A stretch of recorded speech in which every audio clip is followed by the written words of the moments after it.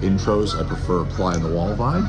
Nice. Okay. I like that. Which is why I've already pitched it to record vibe. Does that help to have the backup? No, the geese there. Yeah, they're like my band. We're coming out of commercial. Hired them. Yeah. There's a graphic on the bottom that says right now on the road with Brian. Hell yeah. Nice. Right there. Right there. I'm assuming. See, now I have to put it there. I wasn't going to. That was a joke between you and me. Okay. How do you say your name? Andrew. What?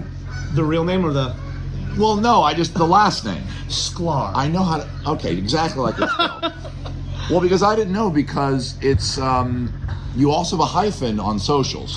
The hyphen, the very brief story of the hyphen, Sklar Scream is a take on Starscream, the Decepticon. Okay. I used to be the frontman of a metal band all through college, and we adopted nicknames. Okay. There was a guy, Dave, in the band. He was Sound Dave instead of Soundwave. Okay. We had Brutalix. Okay. And we had Megadom. Okay. No Optimus Prime. No, we didn't have any. We didn't have anyone that was. No Bumblebee. No. If there was like a dude named like Steve, it would be like Bumble Steve. Ah. We didn't have a Steve though. So you were Sklar Scream. Sklar Scream. Which made sense too because I was a frontman, I was a singer. Right. And every once in a while I did some like heavy high growling stuff. I mean I sang, it was Iron Maiden meets Sure. thrash. Okay. I was in a band in high school. Well, I wasn't the singer, I just played rhythm guitar. Nice. But that's Nice. Oh my gosh. You okay? Here, let's toast our coffees. Yeah, toast our coffee. Nice. They look real. Yeah. One of us is lying. Anyway, I'm sitting here, guys, with Andrew Sklar Scream of Randal Piper. Randal Piper, yeah. And I saw you on a grid. That's in the Ren Faires. I call it the grid. You call it the grid? The grid. I will now. Okay, thank you. The grid. The grid. Yeah. Hey, where are you on the grid? Randal Piper, and my assumption is that you played the bagpipes. Is that? Am I the first person to make that? No, you are not the first person. You hopefully will be the last, though. We're making it public right here. Right here, last time ever. Okay.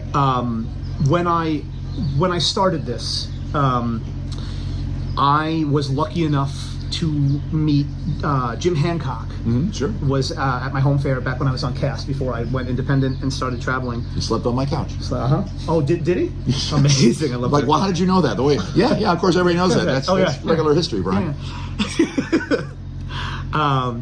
And seeing him and his show name being Jim Hancock and Friends, once Randal Piper was created, I thought that was that part of my job was done. Mm-hmm. Like my show is named now, Randal Piper. That's the name of my show. Okay. It's the character name.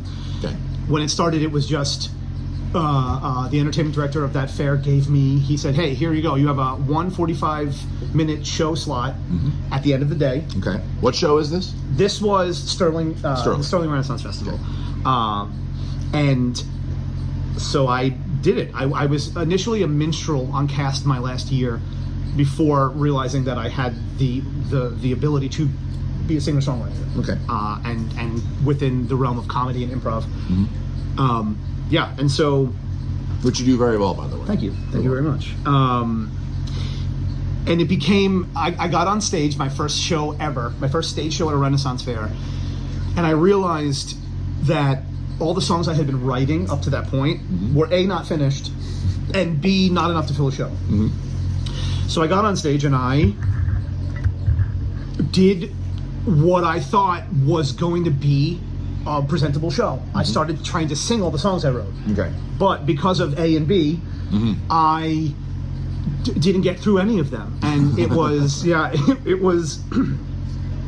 I would get through whatever I knew. Okay. Sometimes I would forget even that, and then I would have to make Were they Elizabethan at least songs? They were they coming from a metal background, or were they kind of more like a folk singer type songs? Because as you know, as a musician here, what the musicians here get away with saying is Elizabethan. It is. Yeah, okay. Let's not go into it. It's like the when you fill out a receipt and there's a secret document underneath that you've secretly signed. That's what it is. Not secretly signed, but it's just FYI, just business-wise, I keep moving close to you, try to get you in the shot, and you keep inching away from me. I don't know why that is. I didn't want to call it out. I don't know if you have trauma issues with tall people. Do I look like your uncle? Yeah. I'm not going to touch you, Pat.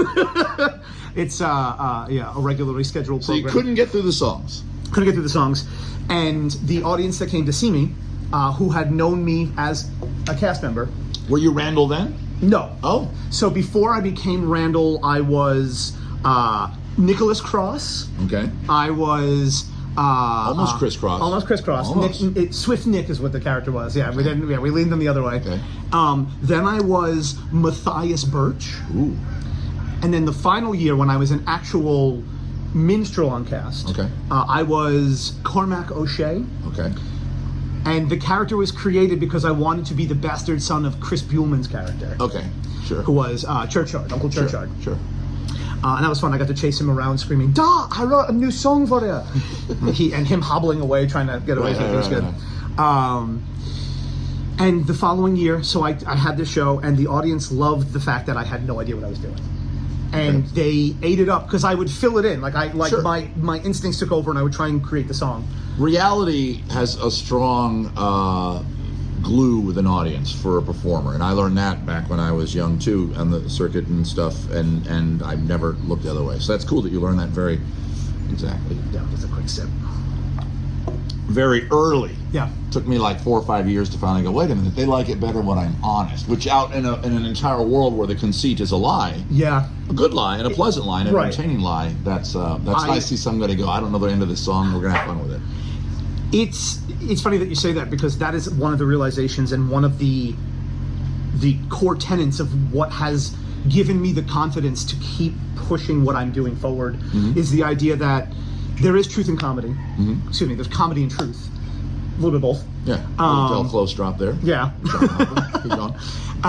And in that is connecting with the audience in that way. Because, mind you, don't get me wrong, all of my fellow performers who have a show that is scripted and rehearsed, they serve their purpose, they entertain, and they're really good at it.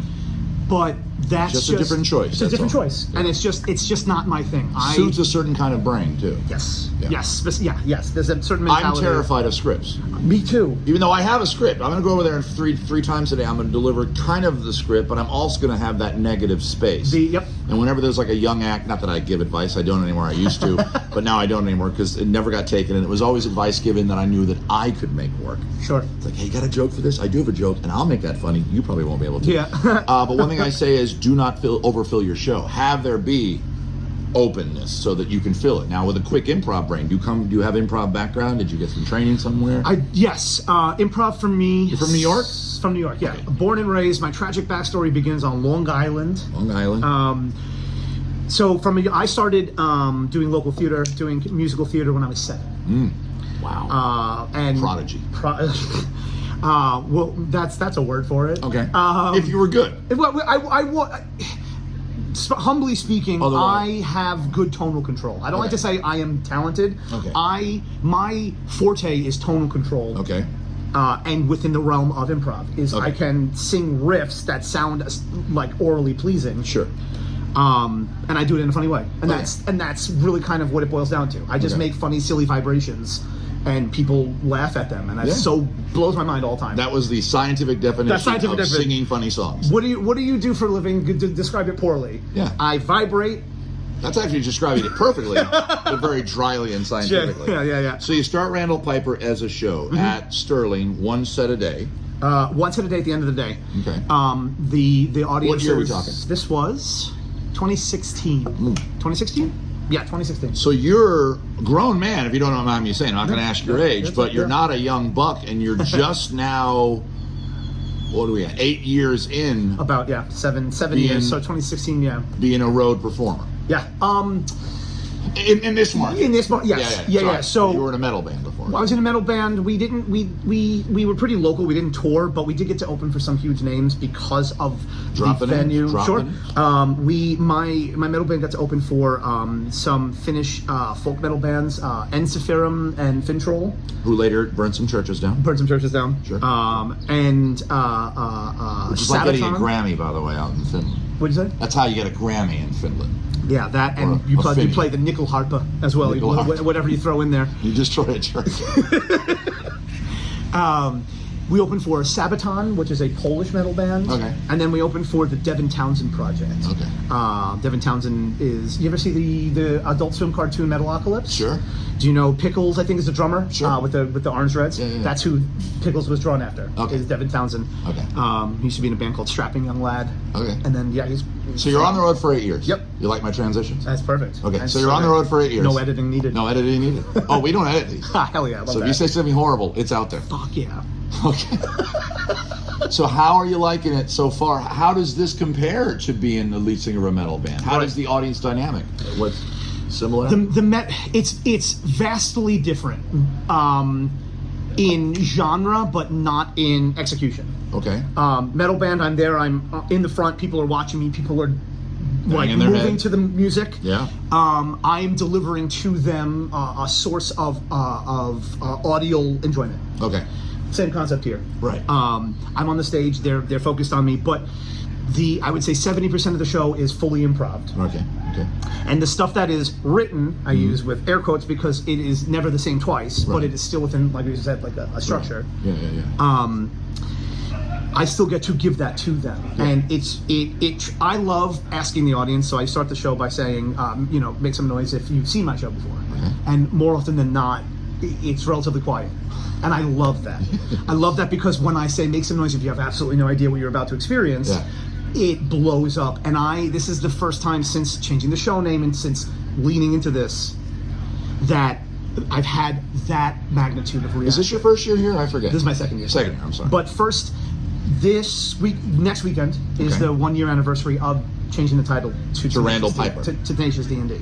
Tenacious DnD. Yes. Right, I saw that on your, your sign. Which is a great title. Thank you very much. So your entire show title, is it going to stay that at another fair? It already stays there at other fairs. So we're going to look for Randal Piper Tenacious DnD. You get it? Yeah, you get it. Nice. So people, you're using music, and this is my compliment to you, and I dole this out very rarely, and I kind of keep to myself a lot. So please take this with the gravity. I hope that it lands. I heard you I own a shop, and we were just talking about it before we started rolling, not far from here, and I would hear your set. And of course, I love Leah too, and I love Tara. Right. But I've seen them and I've already interviewed them, and I'm like, this Andrew guy, I know we're Facebook friends and we've chatted very briefly. This is the most we've talked That's ever. Really, yeah, right here. And I'm like, there's something going on there that I have to check out, because I would hear a little bit of music, hear your voice very good. Thank you. And I hear what I like to call the gut laughs. You're getting the gut laughs. Okay. A lot of people in the business, and I'm not gonna, there's no say names here, but there's this thing that variety acts get, and you're a musician, I would call you a variety act in a sense. Sure. Where it's, that's a joke, so I'm gonna do the ha ha ha ha ha. Yeah. When they land a joke. Yep. Then there's the gut laugh, where it's genuinely laughing. And I was doing my research before I interviewed. I was looking at your YouTube before I went to bed last night, and a little bit this morning too, on the drive-in. I can drive and watch you. And of course, I watched your wonderful response to getting a Freebird request, and your work with other Andrew from. Yes. The Andrews. The Andrews, yeah. We're actually called the Andrew Hotline. There you go. Mm-hmm. And you're getting the gut laugh, and you're doing it, I think, because of your personality. I think you figured out the key, and we alluded to that. We got to get wrapped up here soon, but I just want to throw this out there, a compliment for you, so people that take my word for it to check him out. If you like me, you'll like Andrew definitely as Randal Piper. Very high praise. You figured out the secret, maybe because you got into it late in life. You're a grown man getting into this whole Ren Fair thing, because a lot of kids don't get this, that you're selling the personality. If your personality is funny and entertaining and engaging, you could play the guitar, you could juggle, you could ride a unicycle, it doesn't matter. Right. They're coming to see that personality. And then you put the negative space in with your improv, with your songs, and you're so fast on the guitar and fast with your brain that I think you're getting a lot of traction. Thank you. It sounds like you're doing really, really well. Are you enjoying it? I'm having an incredible time. This is easily if not my favorite fair, my top three. I'm going to ask you this question. I usually wrap things up before we go to your bona fides here. I don't like to say suffer, but I deal with depression and anxiety. I'm not asking if you do either. But I do. I'll say it. Okay, I sure do. Okay. So, and I always talk about this. Is there a point at your set, your show, your gig, where you feel the most, even though you do work through some anxiety or depression, as you just said, where it brings you the most joy? Is there a joke, a gag? And if there isn't one, don't worry about it. That's a really good question. Thank you. That's why I end with it. Yeah, I love that. or it is a vibe. It's Is a it concept. vibe? Yeah, it's a concept. It's not necessarily a specific part. Because of the fact that most of it is improv or out of pocket, a lot of the jokes, even though they it's like a revolving door, but they always land in a way that I love. But the concept that gives me the most joy is bringing together this niche group of people that we all share in this passion, this hobby, whatever it is to us, is the idea that I am leaning into being a real life bard, and I see the magic of the music, and that is the joy I get. It is reciprocal, giving the audience that gut laugh, giving the audience that, like, I see so many people, like, when I get to a point in the song where I'm like doing a callback or like a really heavy riff, just for the hell of it, watching people's faces do, I call it the someone smell the fart wince, but they're like, oh, like they go, that's the joy, is getting to like make people get to that point. We like coining phrases here on the interview. The fart wince. That's awesome. Andrew, it's called, whatever. Right here at the bottom, I'm doing this so when I go to editing, I'll know this is where I put the graphic in. That's right. That's because I scrub through these sometimes. And then one graphic right there. Okay. What graphic will be up there? One single one. Whatever it is. It can just be like... Oh, shit, now I got to do that. Yeah, like fart wince. My watermark is right there. I know nice. that. Okay. So right here, tell people where they can find you on the intertubes. Yes. If they can. So if you go on the Instagram, it is Randal Piper Music, and that's one L. On the TikTok, it's Tenacious DnD, spelled with 3 letters, DnD. And that's pretty much where you can find me. And where can they see you live in person the rest of your season? Yes. After we finish off California, I will be taking the month of June off. And then you can find me at the Bristol Renaissance Festival for the first 6 weekends, followed by the entire run of the New York Renaissance Festival in Tuxedo, New York. Okay. Yeah. So you heard it here first, guys. Check out Randal Piper Tenacious DnD. Randal Piper. Andrew Sklar, it's great hanging out with you. Yeah, man. Right down the pipeline. Say goodbye, Andrew. Goodbye. Oh, there. Hey, bye, everyone. Thanks, Brian. You're welcome.